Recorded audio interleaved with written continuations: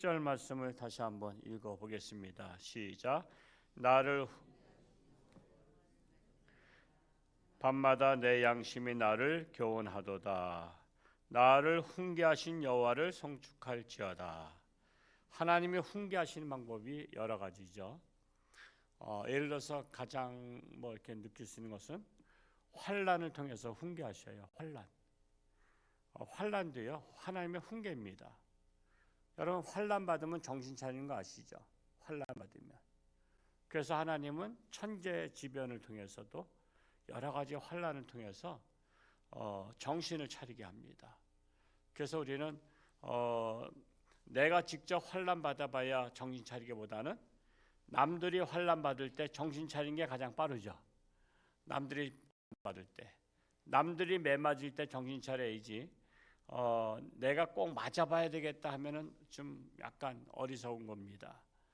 그래서 환난을 통해서 깨닫게 하시고 또 인생의 채찍을 통해서, 인생 채찍이 뭐예요? 사람들을 통해서. 그러니까 사람들이 속을 썩여. 사람들이 속을 썩이면 우리는 어떤 생각 가져요? 그 사람이 못됐다고 생각하잖아. 근데 그게 인생 채찍이라고 보세요. 왜 그 사람이 나한테 못되게 굴까? 그거는 나에게 깨달음을 주시는 거예요. 깨달음을. 그러니까 상대방이 못됐다고만 생각한 사람은 깨닫질 못해. 그러면 끊임없이 못된 사람이 괴롭혀. 그래서 남들이 나를 못되게 그냥 괴롭히면 빨리 내가 깨달아야 되는 거예요. 왜 저 사람이 나를 괴롭힐까? 문제가 뭘까 하고 자기 자신의 문제가 뭔지를 봐야지. 자꾸만 저 사람이 나를 괴롭히니까 저 사람 없이 하여 주옵소서 그러면 내가 먼저 없어져요. 내가 먼저 죽어요. 그러니까 여러분 속속에 있는 자식이 있다면 하나님이 자식을 통해서 나에게 훈계하고 계시구나라고 생각하시면 그나마 지혜로운 자입니다. 또한 하나님의 종을 통해서 깨닫게 하셔. 하나님의 종을 통해서 깨닫게 하시는 방법은 말씀을 통해서잖아요. 그러니까 우리가 오늘도 말씀을 깨닫게 하소서 해야 돼요. 지혜로운 자는 깨달아요. 어리석은 자는 못 깨달아요. 그래서 우리가 정말 하나님 앞에 나오면 오늘도 주시는 말씀 저에게 깨달음을 주옵소서라는 것입니다. 뿐만 아니라 자연 계시를 통해서 깨닫게 하셔요. 자연 계시.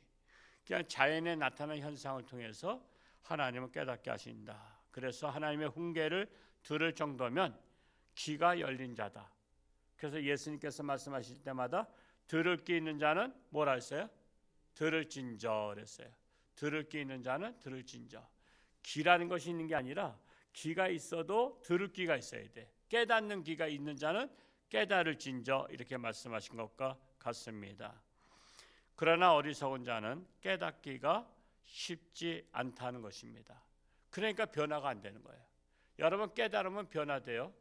사람은 깨달을수록 점점 성숙한 인간이 됩니다. 성숙한 인간이. 근데 저 사람은 밤낮 그 모양이야. 그냥 10년 전이나 5년 전이나 지금이나 만났더니 그대로야. 그 사람은 깨달음이 없는 거예요. 사람은 깨달아야 성숙해져요. 그래서 온전한 사람이 돼요. 그러니까 10년 전이나 지금이나 개차반인 사람은 그냥 죽을 날만 기다리는 사람과 같은 거예요. 소망이 없는 거예요. 사람은 깨달아야 소망이 있습니다. 왜? 변화되니까. 그래서 우리는 날마다 하나님의 말씀으로 깨닫고 변화되고 성숙해지는 그러한 자가 되어야 한다는 것입니다. 뿐만 아니라 7절 하반절에 보면 밤마다 내 양심이 나를 교훈하도다 그랬어요. 밤마다 내 양심이 나를 교훈하도다. 양심이 뭐예요? 양심이란 옳고 그름을 판단하고 선과 악을 판단하는 도덕적 기준이 양심이에요. 도덕적 의식. 그래서 양심이 있냐? 양심 없는 사람이 있어요, 없어요? 양심 없는 사람이 많잖아요. 양심도 없어. 넌 양심도 없냐 그러잖아요. 넌 양심도 없냐? 넌 도덕적 의식도 없냐 이거죠. 양심, 사람에게 자신의 가치를 나타내는 게 양심이에요.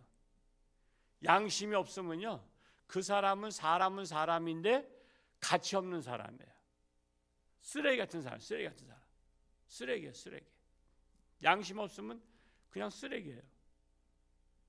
그래서 우리가 디모데전서 4장 2절에 보면 양심이 화인 맞은 사람들, 화인이 뭐예요?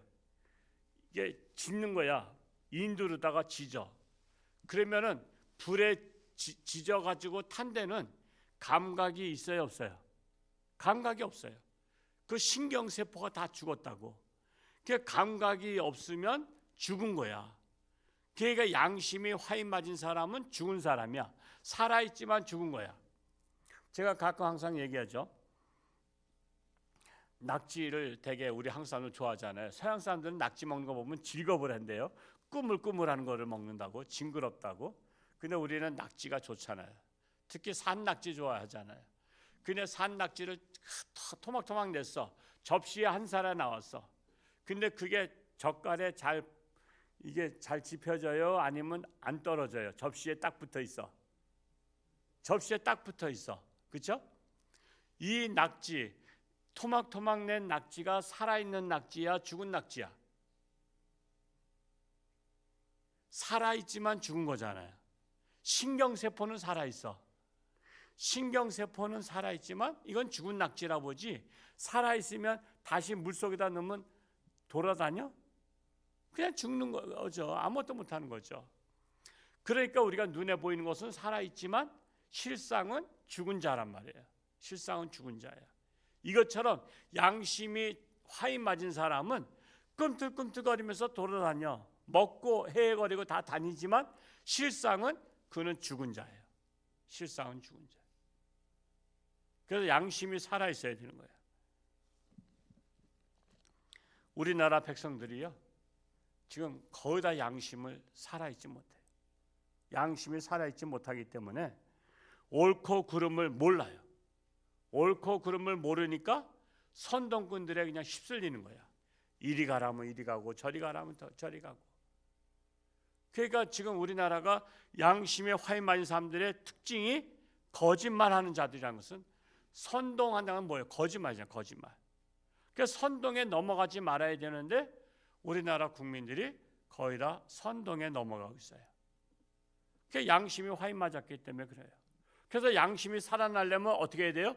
양심을 고치는 데는 병원이 아니야. 양심을 고치는 데는 교회야, 교회. 하나님의 말씀으로 고쳐야 돼. 그래서 전도가 사는 길이에요. 우리나라가 살려면 전도해야 되는 거야.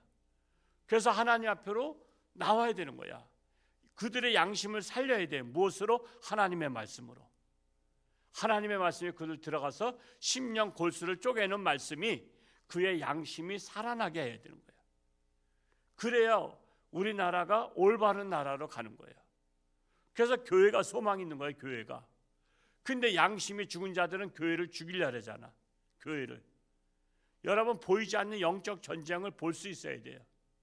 어떻게 하면 한국에 있는 교회들을 죽이려고 해요. 교회들을 죽이려고 해요. 교회가 없어지길 바래.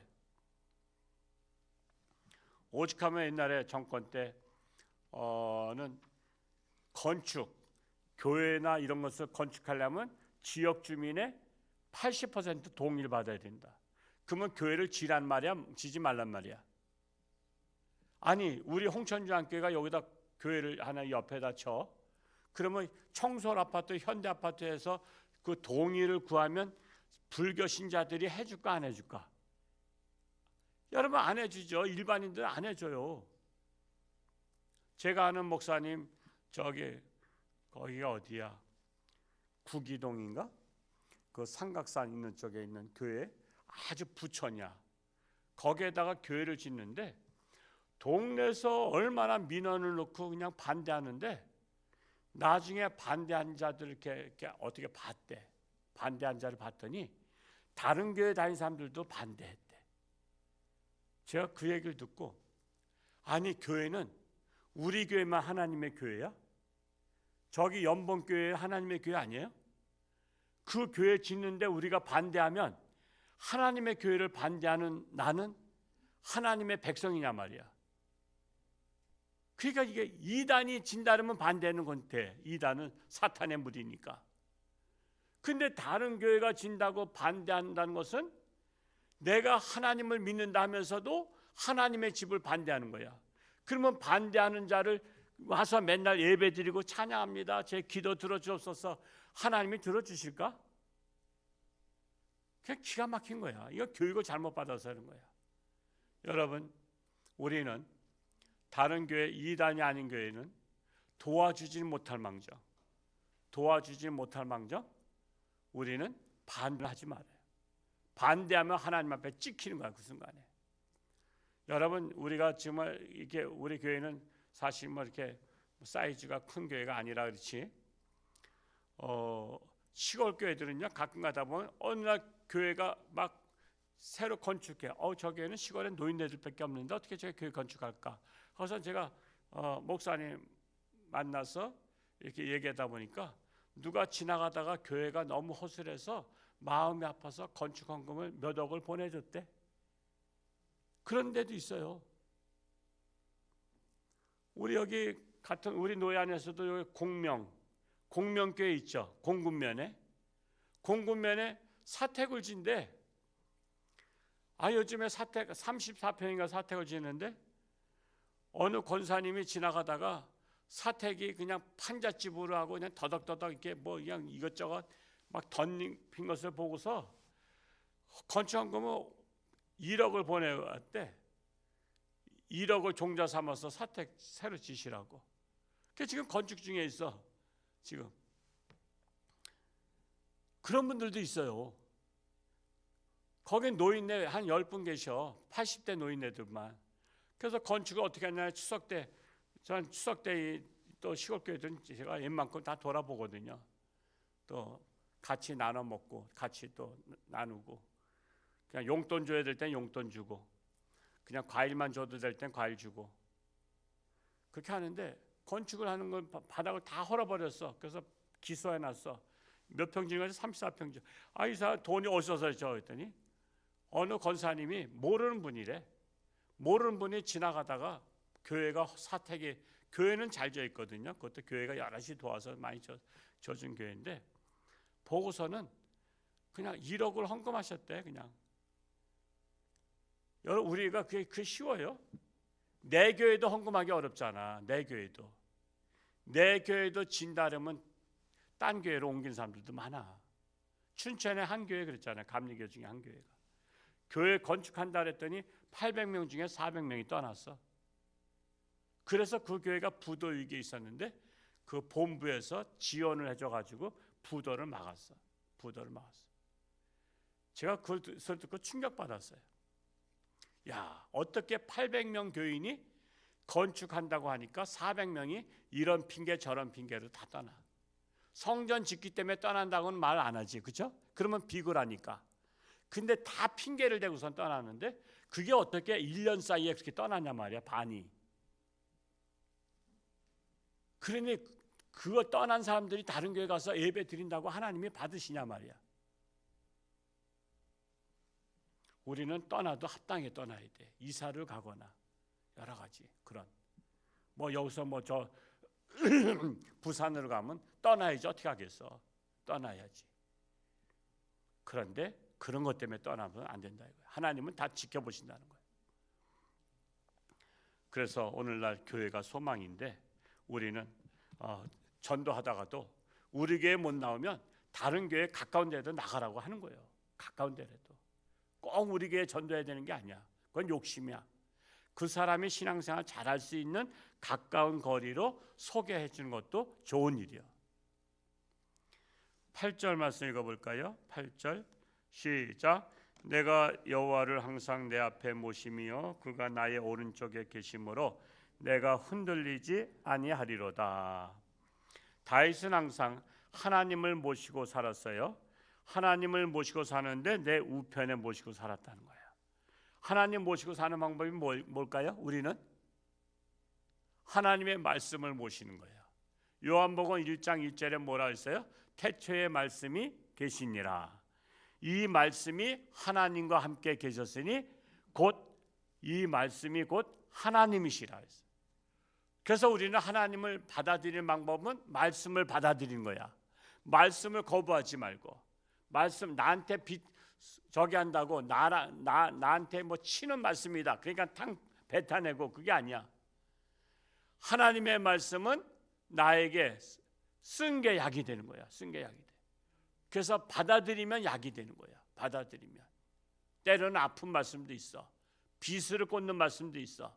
그걸 받아들이면 하나님의 말씀은 검과 같아서 심령 골수를 쪼갠다 그랬어요. 그렇기 때문에 받아들이면 약이 되는 거야. 그래서 말씀을 듣고 받아들이는 것이 하나님을 모시는 것이다. 그리고 하나님이 내 우편에 계시니 흔들리지 아니하리로다. 하나님은 항상 우편에 계셔요. 오른쪽에 서는 것이 그래서 중요한 거예요. 마태복음 25장 33절에 보면 양은 그 오른편에, 염소는 그 왼편에. 그래서 항상 오른편에 서야 되는 거예요. 우리는 왼편에 서는 게 아니야. 오른편에. 이 세상 구도도 그렇잖아요. 우파와 좌파. 정상적인 사람은 우파에 서는 거예요. 우파는 기존 진리와 가치를 지키는 거야. 기존 진리와 가치를. 근데 좌파는 무너뜨리잖아요. 기존 진리와 그걸 무너뜨리는 거예요. 그래서 항상 하나님은 오른편에 양, 왼편에 염소, 그리고 하나님은 오른편에 계시니, 그러니까 항상 오른편에 계신 하나님을 우리가 바라보는 거예요. 우리는 말씀을 통해서 제가 해석하는 거예요. 우리 목사님은 우파구나, 좌파가 아니구나. 저는 항상 오른쪽이야. 오른쪽으로 가야 돼. 바른 길로 가야 돼. 오른쪽으로. 그래서 우리는 항상 오른쪽에서 진리를 사수하고 옳고 그름을 분별하고, 잘못됐을 땐 잘못됐다고 시인하고, 그게 중요한 거야. 잘못했는데도 잘못했다 안 그러면 그건 또 거짓이야. 우리 양심이 살아있는 사람은 내가 실수했으면 내가 실수했다고 고백할 수 있어야 되고, 잘못했으면 잘못했다 용서를 빌어야 돼. 그게 올바른 거야. 그냥 끝까지 감추려고, 숨기려고, 그거는 하나님 편이 아닌 거야. 우리 홍천주안교회가 항상 하나님의 말씀을 통해서 승리할 수 있기를 축복합니다. 그리고 오늘 하루도 승리할 수 있게 축복하고요. 저는 오늘 총회가 주관하는 청주에 가서 우리 중부 지역 목사님들 한 300명 모일 거라 그러는데, 거기서 우리 교회가 하는 전도법을 제가 사례 발표하는데, 그래서 전도의 붐이 일어날 수 있도록, 다음 주에는 또 정말 가보기 힘든 전라도 광주까지, 멀어서 갈 일이 별로 없는데 광주까지 가서 또 해야 돼요. 그래서 여기저기 다니면서 전도 사례 발표해야 되는데, 이걸 통해서 전도의 붐이 일어날 수 있도록, 그래서 각 교회가 살아날 수 있도록 저를 위해서도 기도해 주시기 바랍니다. 고맙고 감사하신 아버지 하나님, 오늘도 살아 역사하셔서 새벽을 깨우며 하나님의 전에 달려나올 수 있도록 인도해 주시니 감사합니다. 오늘 하루도 하나님을 모시고 하나님 말씀을 모시고 항상 오른편에 계신 하나님을 바라보며 우린 하나님을 따라가기를 원합니다. 참으로 이 나라가 양심이 화인 맞아서 참으로 양심이 죽었습니다. 양심을 살리는 방법, 하나님 앞에 나와 하나님의 말씀으로 회복해야 되는 것입니다. 그래서 우리나라가 사는 길은 전도하는 길이고 교회가 부흥하는 길입니다. 우리나라가 전도의 사명으로 부흥되어서 우리나라가 하나님 말씀으로 올바르게 통치하는 나라가 되기를 간절히 소원합니다. 나라가 심히 어지러운 가운데 빠져 있습니다. 이럴 때일수록 하나님 편에 서서 하나님의 뜻을 기다리며 하나님 뜻대로 이 나라가 주관되기를 간절히 소원합니다. 악의 무리들이 소멸되게 하시고 오직 선이 살아 역사하는 우리나라가 되게 하여 주옵소서. 오늘도 저들의 삶 가운데 어느 곳을 가든 누구를 만나든 하나님의 영광 그리스도의 향기를 바라게 하시고, 아직도 여러 가지 고난 속에 있는 자들 가운데 간절히 기도함으로 고난의 결박들이 다 풀어지는 역사가 일어나게 하여 주옵소서. 예수님의 이름으로 축복하며 기도하옵나이다. 아멘.